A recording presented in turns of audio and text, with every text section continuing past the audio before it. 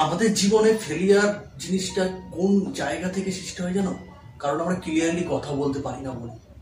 হ্যাঁ গাইস, হয়তো এই মুহূর্তে তুমি এই সিচুয়েশনের মধ্যে রয়েছো যে সবার সামনে তুমি কথা বলতে ভয় পাও, যে কি বলবে বা ওরা কি ভাববে, এই জিনিসটা সবসময় তোমার মধ্যে কাজ করে। বা কোনো কাজের ইন্টারভিউ বললো, তুমি ইন্টারভিউতে যাওয়ার আগে নিজে থেকেই নেগেটিভলি হয়ে যাও যে ওখানে না কি জিজ্ঞাসা করে, কি বলবো, মানে তুমি ওখানেই ব্রেক মেরে দিলে, যার জন্য আজকে তুমি এই একটা বিশাল খারাপ পজিশনের মধ্যে রয়েছো, শুধুমাত্র তুমি কথা বলতে জানো না বলে। তো গাইস, আজকে আমি আমার নলেজে যতটুকু পারবো তোমাদেরকে বলবো যে স্মার্টনেস ভাবে কথা বলা এবং কথা বলে তোমার সামনের যে মানুষ তাকে ইমপ্রেস করবে খুব সহজেই কিভাবে। তো অবশ্যই তুমি যদি এই সিচুয়েশনের মধ্যে এই মুহূর্তে রয়েছো, তাহলে ভিডিওটা শেষ পর্যন্ত দেখো। আশা করি এই ভিডিওটা তোমার কাছে খুবই হেল্পফুল হতে চলেছে।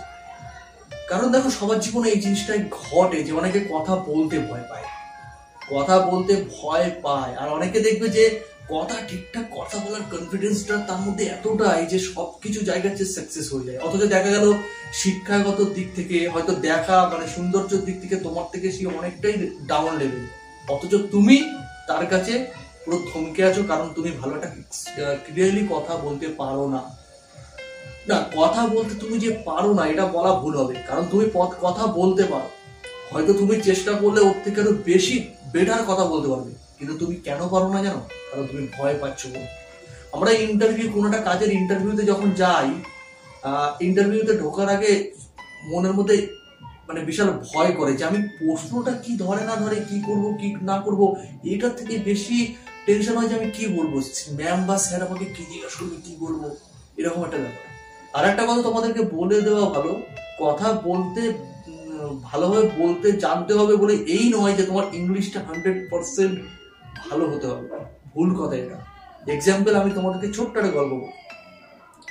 আমি একটা ইন্টারভিউতে গিয়েছিলাম, তো সেখানে ম্যাম ছিল HR। তো আমি ইন্টারভিউতে গেছি, আমি কিন্তু ইংলিশে খুব একটা ভালো নই, এটা বলতে লজ্জা নেই, আমি ইংলিশ খুব একটা ভালো পারি না। তো যখন ভিতরে গেছি, অনেক ইংলিশে জিজ্ঞাসা করে, আমি ভয় পাইনি, আমি ক্লিয়ারলি গিয়ে ম্যামের দ্বারা আগে থেকে স্যালেন্ডার হয়ে গেছি যে ম্যাম আমি কিন্তু ইংলিশ ভালো একটা পারি না, তো আপনি যদি বাংলায় বলে, আর আমি অ্যাকচুয়ালি বেঙ্গল মিডিয়ামের স্টুডেন্ট, তো বাংলায় বললেই ভালো। সেখানে ম্যাডাম, জানি না আমি এটা ভয় ছিলাম যে কি তার উত্তর বা ফিডব্যাক কি বলে, আমাকে না বের করে দেয় বা ফেল করে দেয়, কিন্তু সেখানে ম্যাডামের জায়গা থেকে আমার উত্তর এলো, আরে বাবা ইংলিশটাই কি সব, তুমি বলো না, বাংলায় বলো না, তুমি যা কিছু বলো বাংলায় বলো, আমরাও তো বাঙালি। আমার কিন্তু পজিটিভটা শরীরে যতটা ছিল তার থেকে কিন্তু 1000 গুণ বাড়িয়ে দিয়েছিল। তো এরকম হবে। আর আমি যদি তখন গিয়ে ক্লিয়ারলি এটা না বলতাম, তাহলে কিন্তু এতটাই পজিটিভলি ফিডব্যাক পেতাম না যদি আমি না বলতাম। তো তেমনই প্রথম জায়গা কথা তুমি বলতে পারো, ভয়ে বলছো না, তোমার মধ্যে পুরো 100% তোমাকে থমকে দিচ্ছে তোমার মনের মধ্যে যে ভয়টা, যে আমি বলতে পারি না, কোনোদিন পারবো না, এই যে ভয়টাই তোমাকে কিন্তু থমকে দিচ্ছে। তো প্রথমত এই জায়গাটা তোমাকে ক্লিয়ার করতে হবে। যদি বলো কেমন করে, এটা হাস্যকর না, কারণ দেখবি এখন নিজে সবসময় এই নিজের সঙ্গে কথা বলার চেষ্টা করো। যদি বলো কি করে, এটা একটা হাস্যকর হলেও গাইস কেউ দেখতে আসছে না, দরজা বন্ধ করে আয়নার সামনে নিজেকে প্রশ্ন করো, কথা বলো, নানান ভঙ্গিতে কথা বলো, কোনটা তোমার কাছে ভালো লাগে তোমার চোখেই ধরা পড়ে যাবে।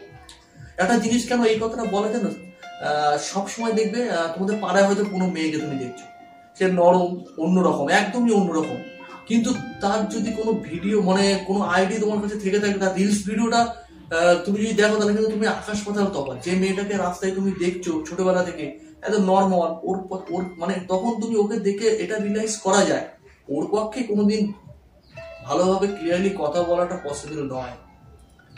তো সেখানে তার রিলস ভিডিও তুমি যখন দেখছো, তখন কতটা স্মার্টনেসের সাথে ও রিলস ভিডিও গুলো বানায়, অথচ সম্মুখীনে কিন্তু একদম চুপচাপ। তো ব্যাপার ওটাই, ও যখন রিলস ভিডিও বানাচ্ছে তখন ও নিজের কাছে কিন্তু পারফরমেন্স করছে।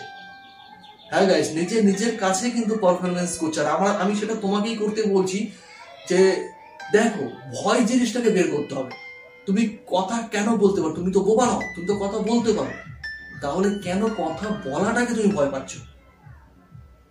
এটাকে প্রথম কাটাতে হবে, এটাকে প্রথম কাটাতে হবে যে তুমি বলতে পারো এবং ভালোভাবে বলতে পারবে, এই পজিটিভটা নিজের মধ্যে ক্যাচ করতে হবে। আর এই যে কথাটা বললাম, এটা তোমার ঘরে যে ড্রেসিং টেবিল আছে তার আয়নার সামনে গিয়ে না এই প্রশ্নটা নিজেকে আঙুল দিয়ে করো যে কেন আমি কথা বলতে পারবো না, আমি তো বোবা নই, কেন বলতে পারবো না। একবার ট্রাই করো, দুবার ট্রাই করো, 10 বার ট্রাই করো, বেটারটা দেখবে তারপরেই তোমার চোখেই ধরা পড়বে। অবশ্যই ট্রাই করো। আরে তুমি তো এখন 10 জনের সামনে কথা বলছো না, তোমাকে যদি আমি এখন রিলস মানে করতে বলি, তুমি বিন্দাস অ্যাটিটিউড দিয়ে কিন্তু লিফট দাঁড়িয়ে রিলসটা তুমি করে দিতে পারবে।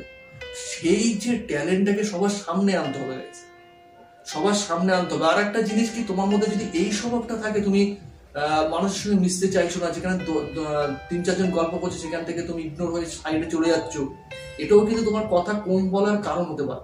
তাদের সঙ্গে যাও, কথা বলো, ভালো মন্দ জিজ্ঞেস করো। হ্যাঁ, এরকম করতে করতে দেখবে আস্তে আস্তে তোমার ভিতরের যে কথা বলার ট্যালেন্টটা অটোমেটিকলি বেরিয়ে যাবে।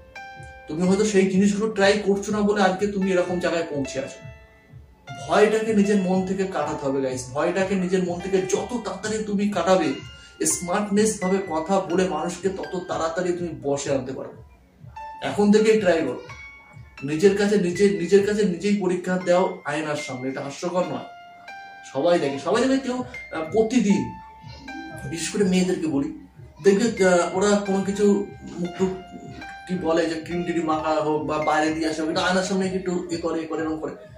এটা কিন্তু সেলফ পজিটিভ একটা এনার্জি নিজের প্রতি। তো প্রথমে এটাকে করো, তুমি 1 সপ্তাহ ট্রাই করো, দেখবে তারপর থেকে 2-3 জনের সঙ্গে কথা বলাটা তোমার কাছে কোনো ব্যাপারই নয়। ভিডিওটা অ্যাকচুয়ালি অনেক লং হয়ে গেল, শর্টকাটে বললাম, বুঝতে পেরেছো কি বললাম। আর যদি তুমি বুঝতে না পারো অবশ্যই কমেন্ট করে জানাও কোন টপিকটা তুমি বুঝতে পারোনি, অবশ্যই বলার চেষ্টা করবো। আর তুমি যদি আমার চ্যানেলে প্রথম হয়ে থাকো, একটা রিকোয়েস্ট তো বাদ দেয় বস, সাবস্ক্রাইবটা প্লিজ করবি। চলো, ভালো থাকো।